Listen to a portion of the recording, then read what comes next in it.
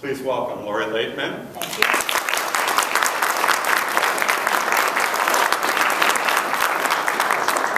It's such a rare opportunity to have a living composer in our midst. I mean, I think I've been in the opera business, I think 28 years, and I think Lori's maybe the only third living composer I've worked with. You know, we usually schedule productions for the 200th anniversary of Verdi's birth or something, or people say we want that performed the way Mozart intended, but we don't really have a note from him that said, this is what I intend. And in this case, we can just call Lori up and say, what do you intend, Lori? So please feel free to think about questions for her.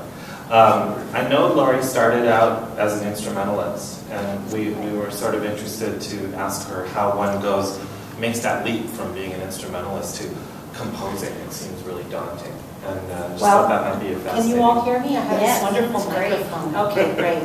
So I was born into a musical family. My mother was a musician and my sisters were musicians, and I grew up playing piano and flute, and my whole early childhood was geared towards becoming a professional flutist. You know, I went to New York City every weekend for lessons from the time I was 9, and I went to music camp, and I went to Yale with the full intention of becoming a flutist, and I was a very good flutist. It wasn't until I got to Yale, actually, that I met other composers. They were all my friends, and I thought, oh my gosh, if they can do it, I can do it better. I started to study composition, because prior to that, should I be looking at you or everybody else? Can you speak up just a bit? Sure. Is that better? If Yes. You can maybe move it. Yeah. So I got to Yale. Is that better? Yes. And all of my friends were composers, and I thought, you know, that if they could do it, I could do it too.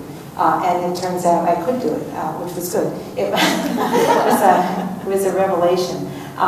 And I started writing sort of small well, I started writing piano ragtime, actually, because I love playing piano and I love playing ragtime. And ragtime had a very distinct structure to it. You had 8 bars or 16 bars, and those were repeated, and then you had another 16 bars, and then you had a middle section. And that was a great starting point for me as a composer, because I had a structure that I could fill in. It was sort of like filling in the blanks, and that was great. Later, I studied how to compose for film and theater, which was a very big interest of mine. And I learned how to respond to different moods in a film or a theater piece, a theater work, play.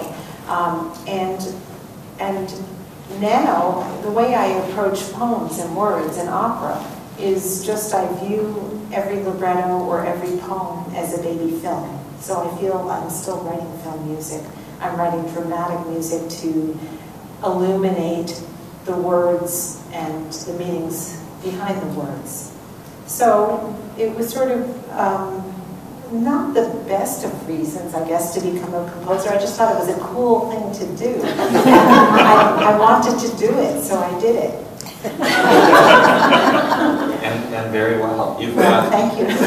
How many art songs do you have? Oh, I haven't counted. I used to just go on my website and physically count, like 1, 2, 3, and then I'd lose track and I'd have to start again. So finally I made a spreadsheet, you know. I haven't added everything, so I don't know. It's something approaching 250. But here's the interesting thing. You know, so I was writing film and theater music early in my career, and I wrote a lot of these little film scores for industrial films, for magazines, Psychology Today, Camera Arts. I worked with a filmmaker in New York City. And then I had kids, and then I couldn't really write film music, because when you have kids and you're up all night, you can't be up all night writing music too, you know. So I just sort of wrote chamber music, and in the 80s I wrote a lot of music for koto and flute. I was a flutist, and I had a koto playing friend, so, you know, that was it. But it wasn't until 1991, and I had a very good friend who had been my roommate at Interlochen Music Camp, and she won all of these competitions. She was a wonderful soprano, and one of the prizes was for her to make a debut CD, and she said, I want you to write songs for my CD. And I said, I can't do that. I don't know how to write a song. I don't know anything about poetry. And she was very insistent that I do this. So I started to listen to her songs that she liked singing and started to read poetry. And then I wrote my first song. And it was also a revelation because I really probably wrote that song in about 10 minutes. It was just like so easy for me. I couldn't believe it. I thought, well, this can't be any good because this is way too easy. I thought I should throw it out, but my husband said, well, that's really beautiful, don't throw it out. Anyway, I never stopped after that, and I just keep writing songs because for me, the whole thrill is in translating the words into a musical gesture and image. And I am very, very respectful for the words. I guess this may be a later question, but I'll answer it now. You know? I never get a musical idea and then put words to it. Everything is custom crafted to make the words sing. And so all of my structure, the structure that I used to have from the ragtime, you know, all of the structure I developed from my desire to illuminate the poem. The poem tells me what to do. And it's not just David Mason that you work with. Oh, no. Maybe you'd Lots like of living and dead poets. say Yes. a few words about what sort of material inspires you, I guess. Yeah, well, And anyone... is it all poetry, or do you sometimes write into prose? No, I hate writing to prose, and I can tell you why. Because prose is too many words. The great thing for me about using a poem is that it's all, the thought is crystallized.